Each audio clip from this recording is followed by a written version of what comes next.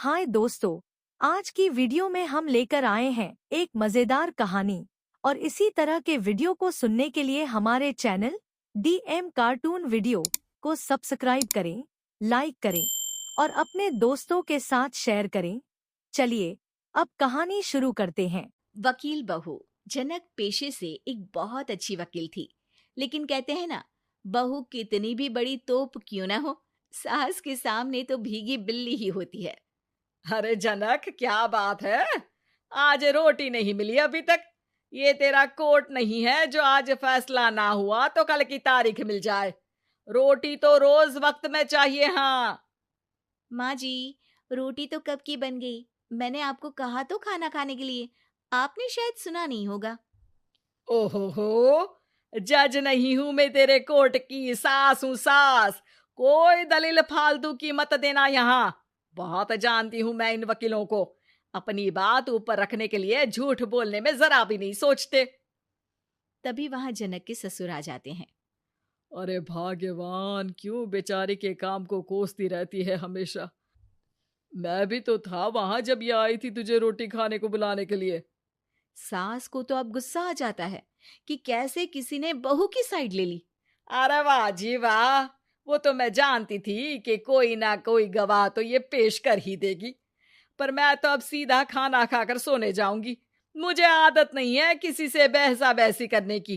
पता नहीं कैसे ये वकील इतना दिमाग लगाकर खुद तो झूठ बोलते ही हैं, साथ में झूठे गवाह भी ले आते हैं। जनक को सास के ताने सुनने की अब आदत सी पड़ जाती है। एक दिन जनक वकील की ड्रेस पर काला कोट पहनकर कोर्ट के लिए निकल ही रही होती है कि अरे कहाँ चली काला कौवा बनकर। टोक दिया ना। अब कोर्ट तो वकील वाली ड्रेस पहनकर ही जाऊंगी ना। वाह भाई वाह, दामिनी तो मैंने भी देखी है। सन्नी पाजी ने ऐसा ही कोट पहना था और कहा था कि तारीख पर तारीख, तारीख पर तारीख। मतलब कि कोई बात करनी है तो बोलिए, वरना वक्त नहीं है मेरे पास खराब करने के लिए। अरे पता नहीं तुझ में क्या देखा मेरे बेटे ने। सारा दिन वकीलों वाली बहस करती है, भोली भाली सास के साथ। अच्छा सुन, जो इतनी बहस मेरे आगे करती है ना, जरा अपने बॉस से कर ले, जो 1 साल भी ना हुए तेरी शादी को और काले कपड़े पहना दिए। अंदर जा और लाल कोट पहन कर आ, पता तो चले कि नई नवेली शादी हुई है। अरे माँ जी, कोर्ट में मेरा बॉस क्या करेगा? ये तो पूरे देश की ड्रेस है वकीलों के लिए। लेकिन सास तो ठहरी सास। अच्छा, तो कोई जरूरत नहीं है 2-4 साल कोर्ट जाने की। शादी थोड़ी पुरानी हो जाए तब इजाजत दे दूंगी मैं तुझे काले कपड़े पहनने की। अब क्या था, मन मारकर जनक को लाल रंग का कोट पहनकर कोर्ट जाना पड़ता है। उसके जाने के बाद आहा, बढ़िया, ये पूरे देश की ड्रेस की बात करने वाली। अरे पहना दिया ना लाल कोट। अब सास आए दिन या तो जनक को उसके काम का ताना देती या फिर उसका काम छुड़वा देने की धमकी। तंग आकर एक दिन जनक पति से कहती है, मैं सोच रही हूँ कि कोर्ट जाना बंद ही कर दूं। अरे क्यों यार, इतना अच्छा करियर है, क्यों छोड़ने की सोच रही हो? अरे लाल रंग का कोट पहनकर जाना पड़ता है। हर बात पर सास ताना देती है कि वकील तेज होते हैं, सवाल जवाब करते हैं, झूठी दलीलें देते हैं। अरे तो ठीक है ना, वो जो कहती है अपनी समझ से कहती है, लेकिन तुमको तो पता है ना कि सच्चाई क्या है। जनक को पति की बात से हौसला मिलता है कि तभी घर पर कुछ लोग आ जाते हैं। अरे आइए पंच साहब, कैसे आना हुआ? अरे भाई साहब, सुना है कि आपकी बहू वकील है। तभी वहां सास आ जाती है। हाँ है तो, लेकिन क्या हुआ? फिर कहीं बहस कराई क्या? अरे हम तो खुद दुखी है उसके व्यवहार से। अरे भाभी जी, आपको तो पूरा मोहल्ला जानता है कि आप कितना बोलती है। फिर हम यहाँ बहू रानी की कोई शिकायत नहीं, बल्कि अपनी परेशानी लेकर आए हैं। ससुर जी खुश हो जाते हैं। हाँ हाँ, मैं भी बहू को बुलाता हूँ। जनक वहां आती है, सबको नमस्ते करके बैठ जाती है। बहू रानी, हमारे गांव में बड़ी मुसीबत आ गई है। अब तो पूरे गांव की जिम्मेदारी मानो तुम्हारे कंधों पर है। अरे ना ना, इससे तो घर की जिम्मेदारी पूरी नहीं होती। ये गांव की जिम्मेदारी क्या लेगी? भाभी जी, आप चुप हो जाओ। यहाँ पढ़े लिखे लोगों की बात हो रही है।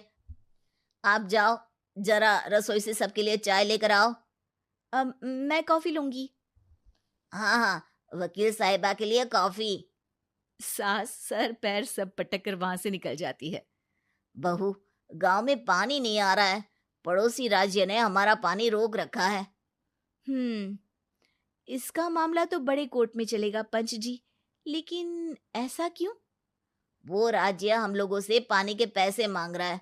अब आधे गांव में पानी की सप्लाई खत्म हो गई है बहुरानी। अच्छा पंच साहब, बात गांव की है तो मैं जरूर केस लड़ूंगी। यहाँ एक बार फिर सास की एंट्री हो जाती है। अरे वाह जी वाह, ये काम करवा लो, आप हमारी बहू से बहुत अच्छा करती है। मैं हूं सीधी सादी सास। इस लड़की ने कैसे लड़ लड़ कर मुझे साइड कर रखा है, ये तो अब आपको पता चल ही जाएगा। अरे भाभी जी, आपकी आवाज तो पूरे गांव को सुनाई पड़ती है जब आप बहू रानी को सुंदर वचन सुना रही होती हैं। अरे वकील बहू मिली है, फक्र करो फक्र। हाँ जी हाँ, सारी फकर तो हम लोग ही करें।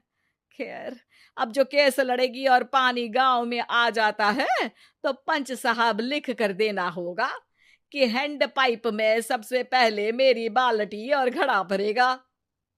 अरे फिर तो हम बहू रानी के नाम पर घर पर ही सप्लाई दे देंगे, लेकिन ये इतना आसान नहीं है। बहू, गांव के पास अभी वकील करने की भी पैसे नहीं है तो। अरे पंच साहब, ये मेरे गांव का मामला है, मैं आपसे एक भी पैसा नहीं लूंगी।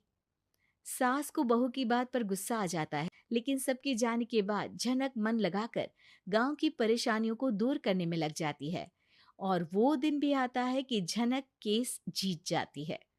अरे आज तो प्लम्बर आकर घर तक पाइप लगा गया है। खुश हो जाओ, मेरे कारण तुम लोगों को घर के अंदर ही पानी मिल जाएगा।